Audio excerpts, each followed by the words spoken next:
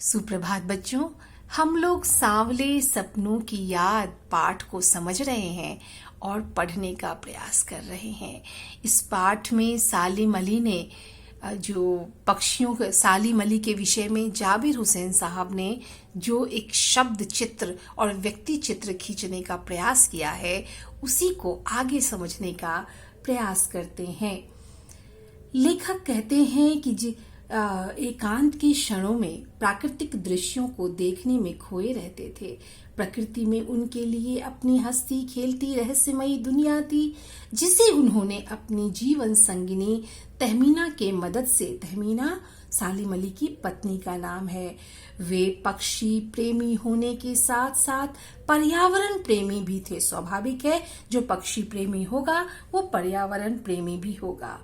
वे केरल की silent valley को रेगिस्तानी हवा के झोंकों से बचाने के लिए तत्कालीन प्रधानमंत्री चौधरी चरण सिंह से मिले।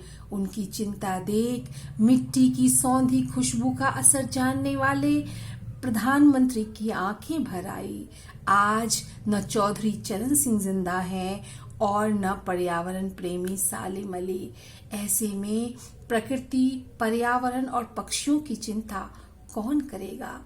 लेखक चिंतित है और लेखक कहता है कि न तो इस समय चौधरी चरण सिंह जो पूर्व प्रधानमंत्री रहे और न ही सालिम अली जिंदा हैं, तो आज पक्षियों और पर्यावरण की चिंता कौन करेगा?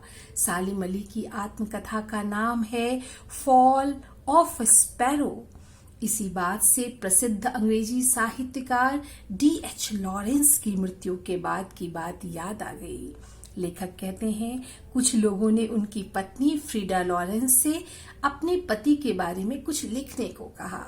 फ्रीडा का जवाब था कि उनके पति के बारे में उनसे ज्यादा उनकी छत पर बैठने वाली गोरैया जानती है।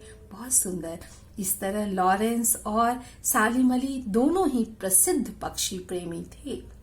बचपन के दिनों में सालिम अली के विषय में लेखक लिखते हैं कि बचपन के दिनों में उनकी एयर गन से घायल होकर गिरने वाली गोरैया उन्हें जीवन भर के लिए नई नई खोज और नए नए रास्तों की ओर ले गई। उसी दिन से वे पक्षियों के विषय में रुचि लेने लगे। प्राकृतिक रहस्यों को जानने के लिए नित्य नई ऊंचाइयां छूने लगे। वे भी लॉरेंस की तरह नैसर्गिक जिंदगी, मतलब नैसर्गिक का मतलब होता है पर्यावरण से के करीब या प्राकृतिक जिंदगी के प्रतिरूप बन गए। वो भी लॉरेंस जिस तरह से प्रकृति प्रेमी और पक्षीविद थे, उसी प्रकार से सालिम अली भी नैसर्गिक जिंदगी के अर्थात प्रकृति के प्रति अपने आप को उन्होंने समर्पित कर दिया, प्रतिरूप बन गए। सालिम अली आजीवन भ्रमणशील रहे। उनकी यायावरी मतलब यात्रा करने की प्रवृत्ति, घुमक्कड़ प्रवृत्ति, यायावरी देखकर लगता है कि वे आज भी पक्षियों की ही खोज में निकले हैं और कुछ ही देर में अपने गले में दूरबीन लटकाए जानकारी लिए वापस आ जाएंगे। लेखक पूछता है, तुम लौटोगे ना सालिम अली? अर्थात अब तो वो जा चुके हैं, संसार को छोड़ चुके हैं और इसीलिए लेखक जो है आज भी ऐसा महसूस करता है कि वह पक्षी की खोज में ही निकले हैं। तो आपका पाठ आज समाप्त हुआ।